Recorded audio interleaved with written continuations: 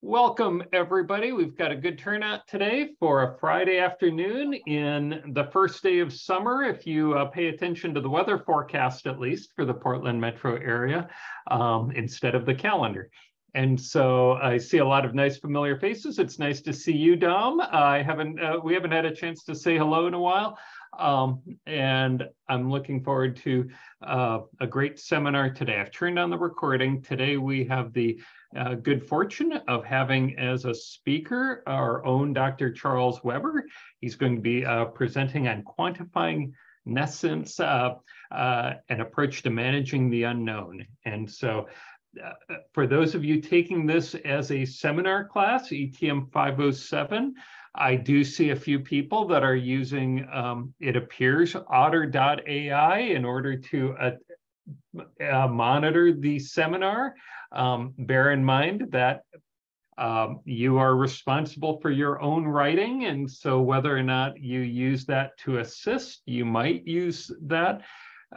For those that are doing it for seminar, you do still need to make sure to get the screen capture as well for kind of proving and documenting your attendance in the talk, live or recording, and it should show your name in the screen capture.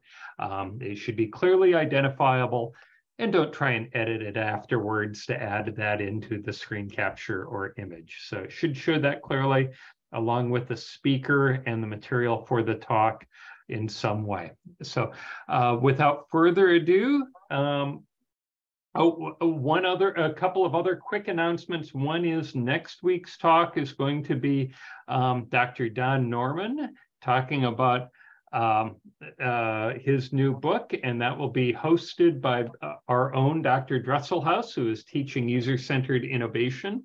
Oh, and there's the book as the promo. So Don Norman is I guess a rock star is the right characterization, I think, in the world of design, and should be a great, well-attended seminar. I highly recommend it next week, and we'll be promoting that pretty widely and sending out a flyer for that as well. And then also, for those of you signing up for this for credit for 507, we will have a special opportunity for those of you that want to do an in-person activity tomorrow, the COCO Lab for Compassionate Computing.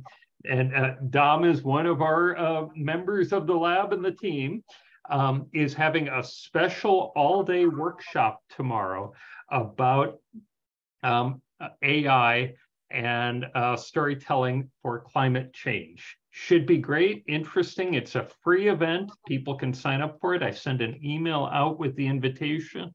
I have a hunch Dom might be able to throw a link in there and a reminder into the chat too. How is registration going for that? Do you know? Now we have like 30 people sign up. Oh, yeah. Wow. But okay. we still want more. We need more okay. ideas. Thank you. Great. And if you sign up for that and do it for 507, it is an in-person, not an online event. And if you attend that and you are registered for 507, there will be an opportunity to write a 1 or 2 page report on that and use that as an alternative to one of the other seminar reports. And so for those of you that might have missed week 1 or 2 and want to use that to make sure that you get a passing grade, remember, you need to get a passing grade on all but one of the seminars in order to get a passing grade for seminar. So without further ado, I'm going to turn it over to Dr. Weber, and I'm looking forward to hearing his talk here. So thanks. Okay, thank you, Dr. Anderson. I'm going to start sharing screen right now. Okay, and here we go. So you should be seeing the title slide now. Is that the case? Yes, okay. So what I'm going to talk about today is research that's been going on for about 30 years. So some of you have attended seminar, may be familiar. I mean, let's say 5 years ago. You may be familiar with another version of this talk. And this comes from my experience. This is action research. It comes from my experience, my colleague Rainer Hasenauer in Vienna, and my former doctoral student and CEO of Telligence, Nitin Mayande. So let's start here about managing the unknown. We all, the three of us, have managed the unknown as practitioners. So when I did that, this is how I looked. Okay, you can see that I have aged a bit since then. This is from the year 2000. I used to be a project manager at Sematech in Austin, Texas, and before that, I worked in the semiconductor industry at Hewlett Packard. Dr. Rainer Hasenauer is an entrepreneur and consultant at the High Tech Center in Vienna, Austria, and Nitin, before he was doctor. Oh, whoops, I have the wrong one. This is before we were doctors, okay? Nitin and I were not doctors yet when that happened. So, but he was the chief scientist of Telligence, a startup in social media analysis. And he is now, his company is now doing really well. Okay, so more recently, this is stuff that rarely gets funded so directly. So we look to fund it indirectly. You can see here, I'm carrying you into logo land here. These are all the entities that have contributed to this directly or indirectly in some form. So it's a global effort, literally. Okay, and here you can see this is me later. We're going to talk about osteoarthritis today. And this is me at PicMed in 17 when I had an attack of osteoarthritis. And as you can see, I no longer look like I did in 2000. So background reading, there are approximately 50 papers by the three authors that pertain to this, but these are the two dominant ones. So outline. Introduction, background, then we have three cases. One is finding faults in semiconductor manufacturing, and case two is BrainCon technologies, that's predictive diagnosis of osteoarthritis. And case three is locating influencers in online social networks. And we'll have conclusion and discussion. So we start by a quote for Aristotle, "Scio nescio," which is in ancient Greek, and it translates roughly into "I know that I don't know." So there is a term for that. It's called nescience, and that is a lack of knowledge or awareness. So please note that nescience does not equal ignorance. Ignorance implies some sort of choice. The knowledge is actually there. In nescience, the knowledge is simply not there. You're just unaware of it. So nescience is important in management because it may serve as a source of enhanced performance for organizations. It sets the directions for further inquiry because managers tend to move in the direction that they believe will reduce nescience the most. It's difficult to quantify. Managers still primarily rely on intuition. And there are two types of unknown. There is the unknown unknown and the known unknown. So I'm going to give you a quote from one of Garcia Leyva, who's writing a book on this. The unknown unknown is the collection of unknown problems, that is, all those problems that have not been found yet. So example, we can use AIDS as an example. In the 1960s, there was a complex of phenomena associated with AIDS, but it had not yet been observed by the medical establishment. Then there's the known unknown, and that is all those already known problems for which we do not know their solutions. And that would be AIDS today. There's no cure for the syndrome yet, but it's studied regularly, and research directions are generally set by knowledge about what we don't know. All right, so let's talk about problem solving. And problems have structure. So solving well-structured problem relies heavily on iterative trial and error processes, especially when the problems to be solved are of a technical nature. So the problem solver partitions what we call a solution space, which is the domain in which problem solution is known to lie until the problem is solved. Essentially, the problem solver reduces nescience until nescience is no more. Unfortunately, many problems are ill-structured. That means trial and error does not provide a path to the solution, and reducing nescience therefore becomes very difficult. So, nescience, what do we know about the term now? There's lots of theory. The discussion was started over 60 years ago by Shackle, who was actually an economist. The debates have persisted over 60 years, and here are just a dozen articles. They're like over 100 if you want to get into it. There's been little empirical work because it's philosophically complex, and theories have not been put into practice. And the key issue always is nescience needs to be quantified for a theory to become useful.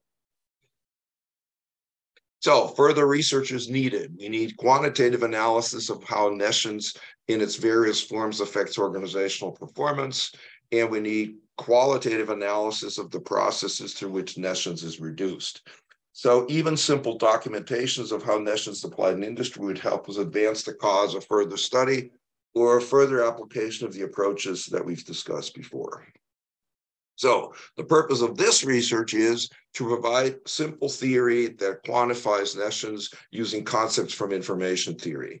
And information entropy acts as a proxy for nescience. So we are going to validate the theory with 3 cases from industry. Somebody said something? Okay, never mind. All right, information. This is from a paper that I presented when I applied for this job. Okay, so you can see that this research has been on going for a while. So what is information? A source of information reveals an amount of information, I x sub I, whenever the source is in state x sub I. I of x sub I is known as the self-information. It is given by I of x sub I equals minus the log base 10 of p x sub I Hartleys. Okay, so Hartleys is an unfamiliar unit. Information units depend on the base of the logarithm. So if you use base 2, they're called bits. If you use base 10, they're called Hartleys. And if you use base E, they're called nats for natural logarithms.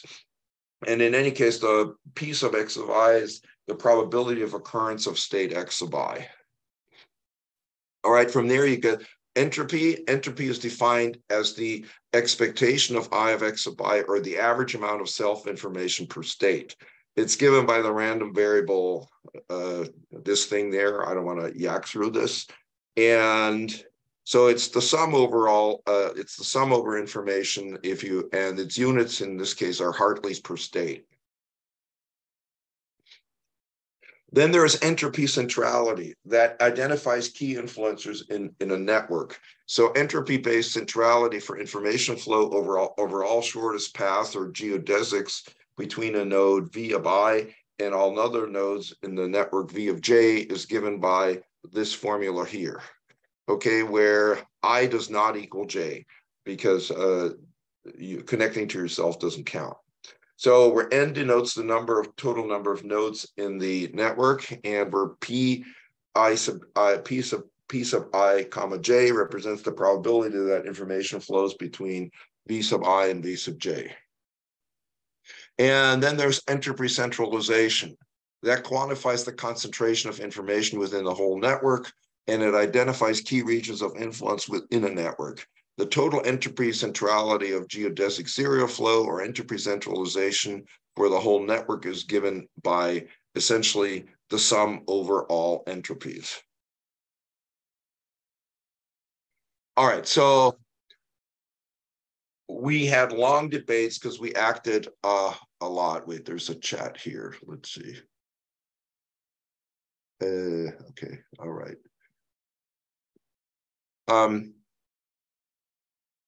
Since in all 3 of the authors, the interest in this subject came through experience as a practitioner. So primarily all our evidence is based on action research. And the way this went is one of the authors was involved in each case. And of course, when you do that, you have to have secondary sources. So that would be articles from the academic literature, presentations at practitioners conference, and over 100 semi-structured interviews with technology managers, and entrepreneurs. So, let's go. So 3 cases: finding faults in semiconductor manufacturing, BrainCom Technologies, predictive diagnosis in osteoarthritis, and then locating influencers in online social networks.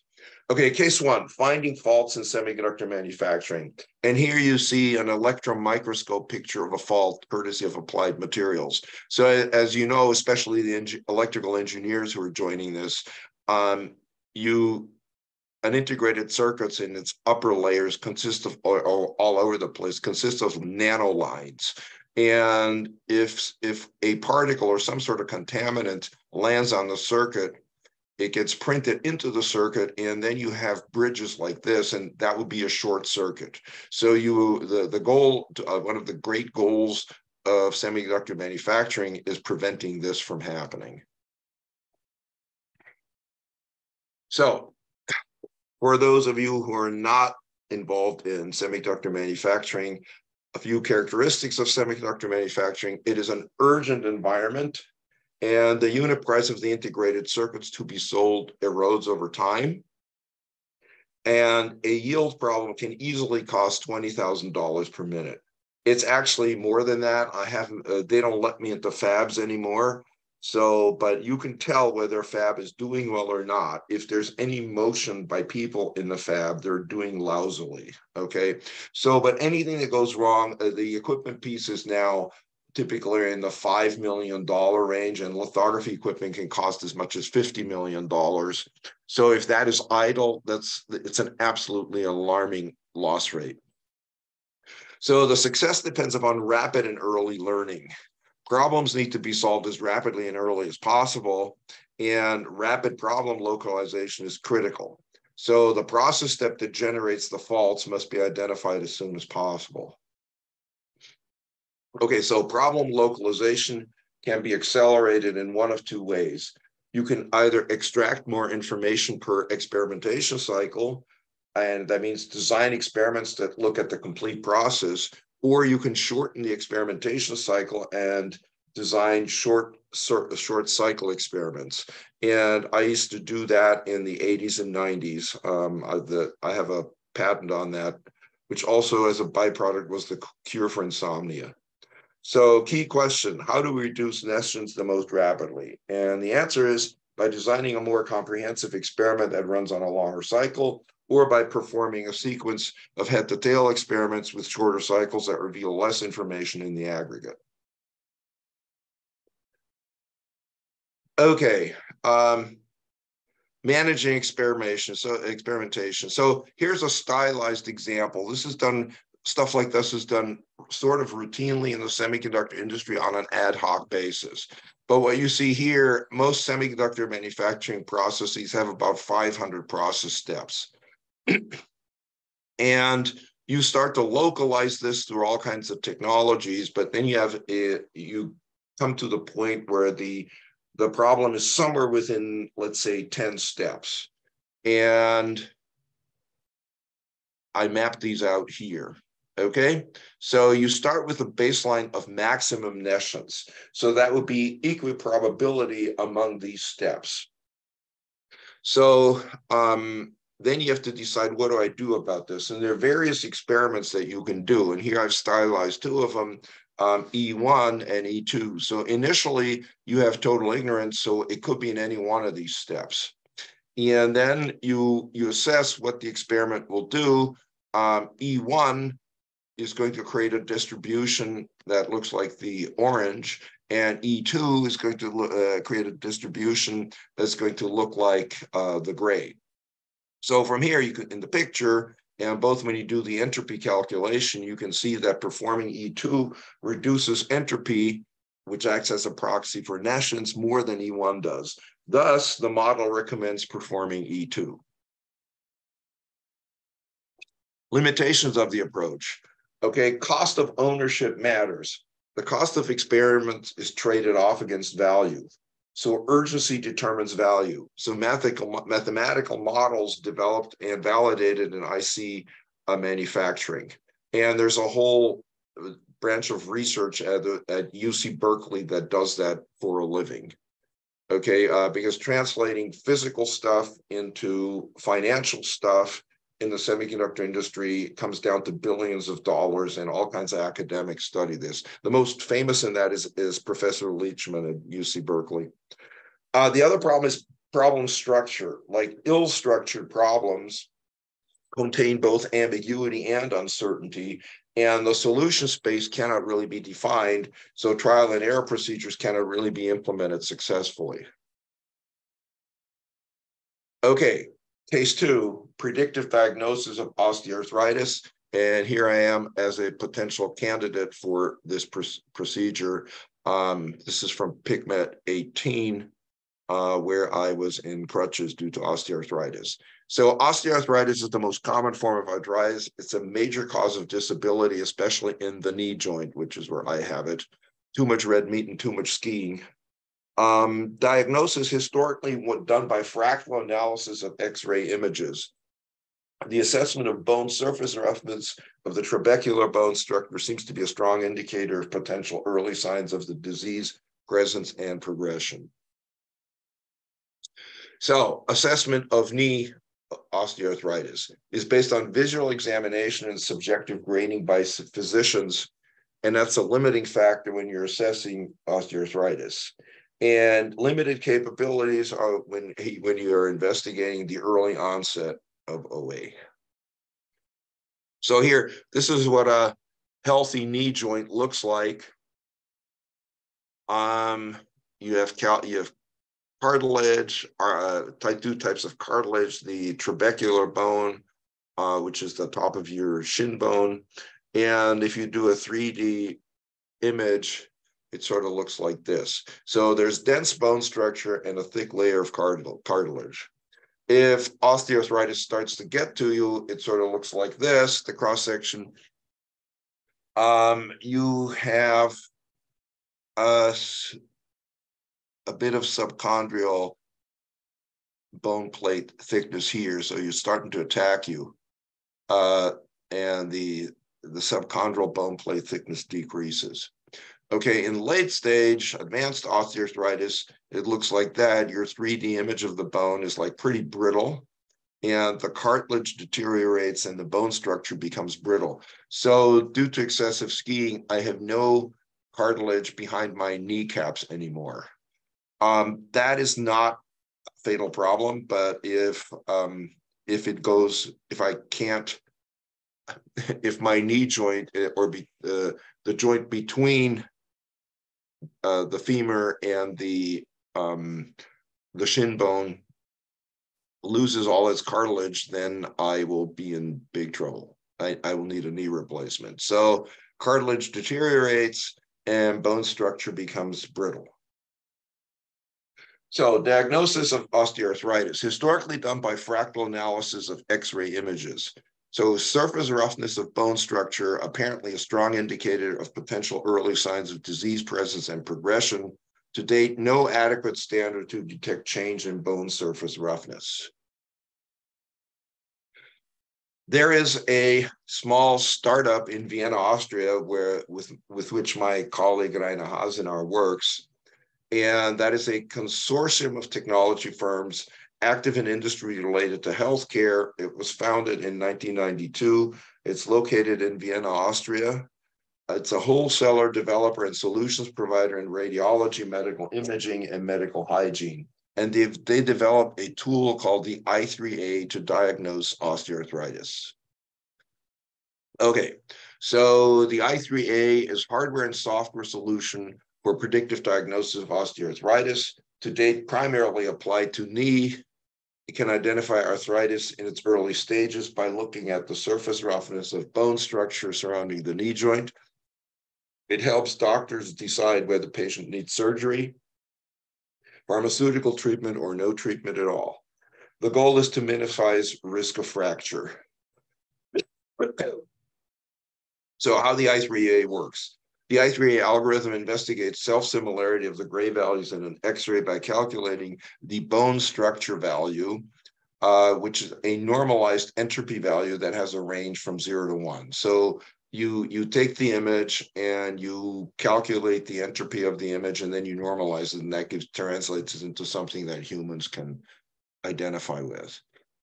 So a higher BSV is the result of a high grade of self-similarity, which can be linked to a stable bone microarchitecture. So in this case, reduction of nescience, analogous to problem solving in semiconductor industry. The approach is the same. In both cases, nescience is reduced automatically, i.e. the faults are localized by sophisticated diagnostic imaging tool, and they start with assuming equal probability. So for example, a BSV of 1, and compare grayscale value of each pixel to the grayscale values of all adjacent pixels. And high differentials in grayscale translate into a concentration of probability or a low BSV, and the location becomes increasingly suspicious. So there are some differences between the I3A and IC manufacturing, okay? The I3A operates in 2 physical dimensions, and it scans the surface of the bone.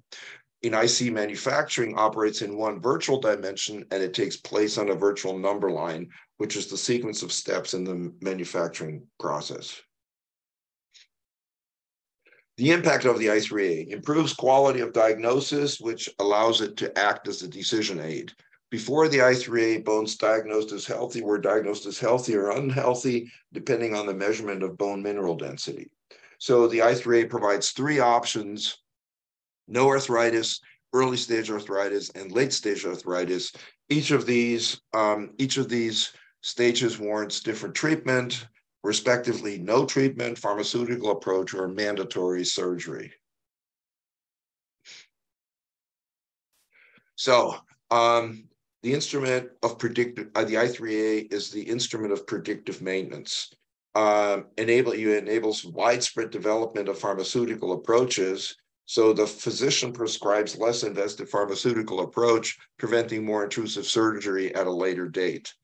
And the physician also, this reduces the frequency of calamitous false negatives, like an incorrect dose diagnosis of healthy on a brittle bone is becoming increasingly rare. Okay, so let's go to case 3, identifying influencers online. There's a company called Xilinx in Silicon Valley. It's a Silicon Valley-based semiconductor firm, and it primarily produces floating point gate arrays. In 2011, Xilinx's management realized that there was a lot about their markets that they did not know, especially when it came to social media. So they hired a social media analytics firm, which I'm going to call SMAF. I don't know whether they want to be known or not. So that company was hired to analyze Twitter conversations about products, services, and technologies. So Xilinx hoped that SMAF's analysis would provide feedback on how Xilinx is doing in its existing markets and perhaps identify some new market opportunities. So SMAF identified key influencers by deploying a multi-step process that reduced nescience. They recorded all traffic pertaining to Xilinx's Twitter account for a period of 2 months. So from January 1st, 2012 to, for 2 months, to March 12th, 2012. And it was a bidirectional analysis. This is part of Nitin's dissertation. He argued that bidirectional analysis of social network is necessary to get something close to the right answer. And this differentiates between consumption and propagation of information. And they ranked nodes by propagation potential, and information theory provides the measures of influence.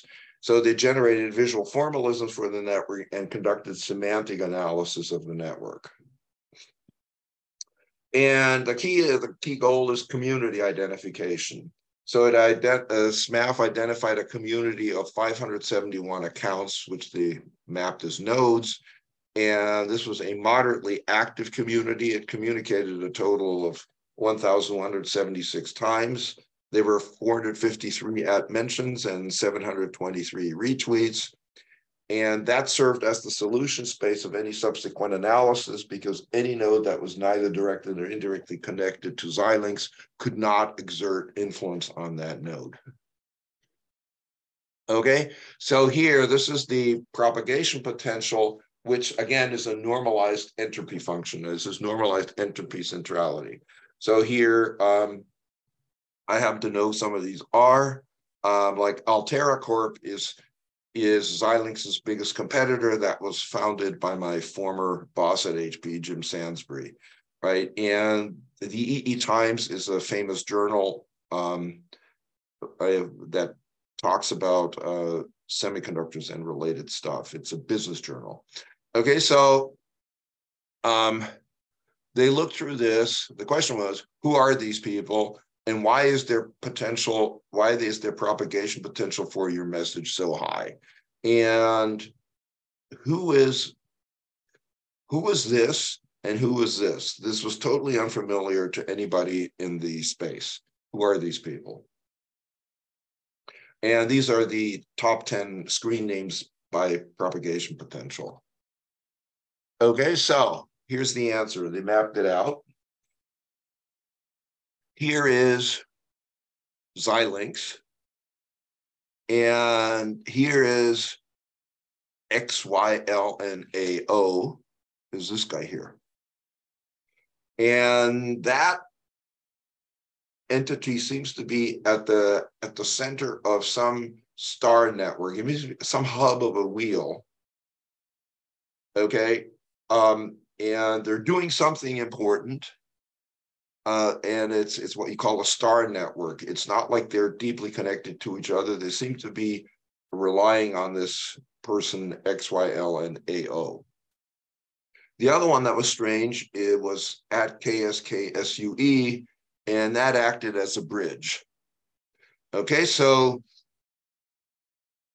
if this person would deactivate, then the link between that cluster and Xilinx and the mainstream would be severed. Okay, so further analysis by SMAF. Xilinx can get to the star network via at KSKSUE, and the link to the star network will collapse without him or her or whoever that is, okay? Semantic analysis of the star network reduces nescience even more. It revealed that the community was a group of automotive engineers in Japan who were talking about using floating point gate arrays to detect pedestrians through vision sensors. Okay, so these conversations were definitely of interest to Xilinx, a leading marketer of FPGAs, as they comprised a potential market opportunity. And then these people got into contact. So without this analysis, nobody would have known, and this business relationship would not have been established. So, key findings. The paper has described 3 cases of how managing nescience facilitated problem solving in high technology settings. In all 3 cases, variants of Shannon's original entropy formula acted as a proxy measure for nescience. So reduction of nescience is tantamount to reducing entropy by localizing a problem or by shrinking its solution space. So managers can pursue the approach that is projected to reduce entropy the most. Okay, key findings part 2. It appears that reduction of nescience is valued more highly in the BrainCon and Xilinx cases than in the semiconductor case. Why is that? Okay, so if you look at the semiconductor case, the drivers of success in the industry are yield, speed, and capital productivity. And the problem structure is primarily ill-structured. Therefore, the perceived value of the approaches based on information theory is limited. It's appreciated. I remember I used to push this in the early 90s already. I used to push this and said, wow, that's interesting. You know, here, have a stock. I'm glad you're working on this. Have a stock option and go away. Okay, so there was no, as they say in marketing, compelling reason to act. Now, in medical diagnostics, This is absolutely essential because the drivers are accuracy of information and the problem structure is well structured. So the value is very high, perceived value is very high because it's a decision aid that's at the core of the enabling technology. In social network analysis, the drivers of success are availability of information, and the problem is convertible to well-structured. So again, the perceived value of the approach is very high. It identifies commercial customers for the client. All right, so in this research, contribution to theory, research has shown that nescience can be quantified using metrics from information theory. Theory is very pragmatic in the sense of Charles Sanders Peirce and William James. It's a utility, the utility of the theory depends upon context or cash value, as the pragmatic philosophers would say. It's more applicable if information is a driver of success, if the problem is or can become well-structured. All right, a few observations that we hit on, but I don't want to say by accident, but it's sort of like a byproduct. Practitioners do not use the word nescience in day-to-day conversations. Many may not even know what nescience means. Semiconductor engineers talk about localizing the problem. Solution providers in the BrainCon case use entropy quite openly. Their customers, the physicians, do not. So the technology provider, so this is what von Hippel would call task partitioning. The supplier of the technology gets all of this and the user doesn't need to know, okay? So neither group openly discusses nescience. So centrality networks are the center of many discussions in social network analysis. However, the term nescience is not. So again, you start from the paradigm with which you're familiar, and then I guess it's up to us academics to come up with a general theory that is valid across cases. All right, explanation for this. Problem-solving practitioners are focused on resolving their particular problems instead of developing generic approaches to problem solving. So contributions to a more general theory of problem solving are likely to come from academic study. So, limitations of research. Okay, nescience applies absence of knowledge rather than absence of information. And entropy is a measure of information rather than knowledge. Okay, I'll give you a quote by Nitin. Knowledge is more than information. It is information that is sufficiently certain and sufficiently contextualized to enable human action. Okay, so the findings are of the study are based on action research rather than broadly based quantitative study. Thus, they may not be generalizable. Having said that, the fact that 3 completely unrelated cases pretty much yielded the same idea means that this may be more generalizable than we think. So attempts to build a more general theory of nescience should make a significant contribution to understanding nescience. And these endeavors will hopefully stimulate further empirical studies through which evolving theories of nescience can be validated. Finally, I want to make ongoing research that could be related to this, and this is 3 of my 4 doctoral students, whether they like to or not, are involved in this. Okay, Bhavana Ramesh is characterizing collective emotions in social media. So that's her. She's already passed her comps, and we're waiting for a dissertation proposal. Characterizing knowledge flow and ambidexterities in semiconductor manufacture. This is Dean Schmidt, who is a senior manager at Applied Materials. He is in an ideal position to do this. Okay, however, he's so busy, so I have to beat up on him regularly to progress on his dissertation. Okay, and then there's Dom, who's in the audience today, and I'm sort of generalizing his research. We still have to focus on the topic. Is management and leadership in volatile, uncertain, complex, and ambiguous or VUCA environments. And some of the stuff that we've discussed today could be applicable. I'm not going to force it on him. He can do his dissertation in any way that he wants. So that pretty much brings us to the end of the talk. So thank you for your attention, and I'm open to questions. Okay. Let's see. Great. No chats.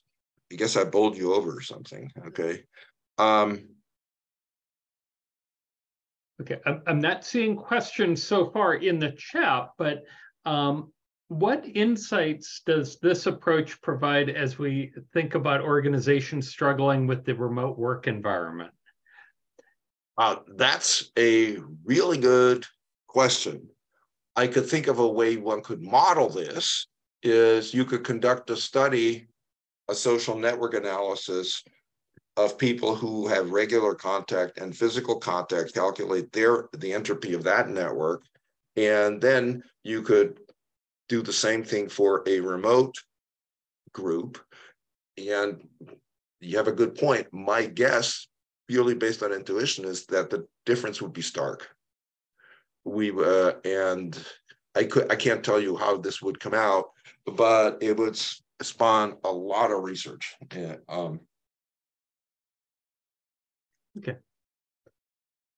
Questions, comments? We have 23 people in the audience, and so. I mean, a lot of you are electrical engineers. Have you ever used entropy, from signal processing in this kind of way, or does this freak you out?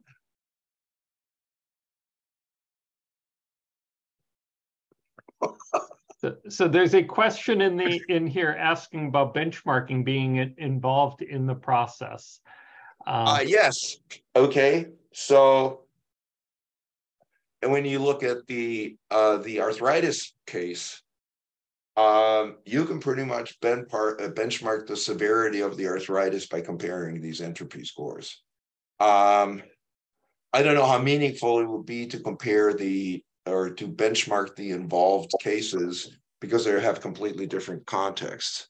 In social network analysis, Nitin and friends essentially do this routinely. That's at the core of their business. Right now, they're setting up, they're pretty much doing programming for YouTube.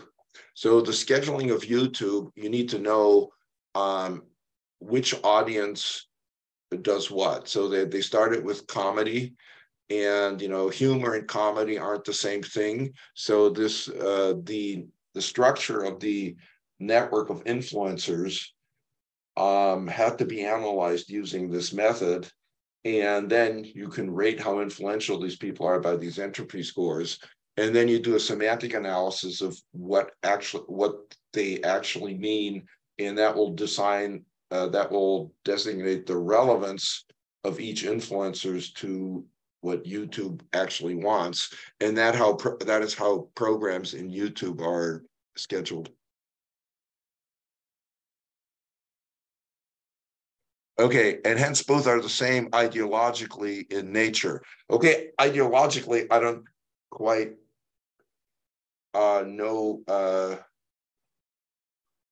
Okay, that's a great philosophical question. Okay, so I mean, how fundamental to nature is information and entropy? So, but I would say yes, but I would replace the word the same with analogous. So, changing gears, I wanted to mention, I mean, you have a unique background of both, or relatively unique, of having both a bachelor's and master's in electrical engineering and physics, right?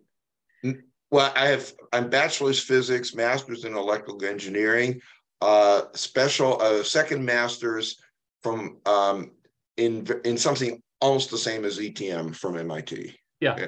So in some ways, though, it's looping back around to incorporate entropy back into your research in some way, returning to a bit of your electrical engineering roots. Well, I've never left. I mean, that's the idea. See, in our field, I hate to say it, especially when I'm on record, but it's true. Our field is dreadfully unoriginal because everything has to be a biological analogy. And my claim to infamy is that I use analogies that are not from biology. Okay, so that favors IEEE publications and punishes me in social science journals. Okay, so but that doesn't mean it's less true. So in any case, it sort of determines your career path, whether you like it or not. Okay, and I'll ask for one of your researchers, Dom. How did you get involved in this line of research? He doesn't know yet. I'm going to answer that. He doesn't know what he is. I'll let him explain the VUCA world because we have a pigment paper on that. So Dom, go ahead.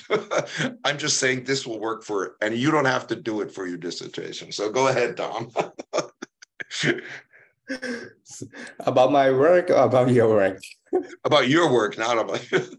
Yeah. So I'm really into leadership. Yeah, I would say that our engineering and technology management needs leadership, right? So I don't need citations or references for this because it's really common. So I want to know how traditional leadership, like authentic leadership, adaptive leadership, and servant leadership, what the common that they have in the same in the intersection area. So I found some areas that we created together with Dr. Weber. We call the PREM model: problem solving, relationship management, empathy, and motivation. And then I compared this model with the VUCA world leadership. And I found here the PREM model is needed in the VUCA world leadership too. And the next question is how to develop managers, leaders, to enable the PREM model. Yeah, that's my question. That could be my dissertation in the future. And I'm arguing, he doesn't know that yet, but I'm arguing that entropy could be a metric for the intensity of leadership.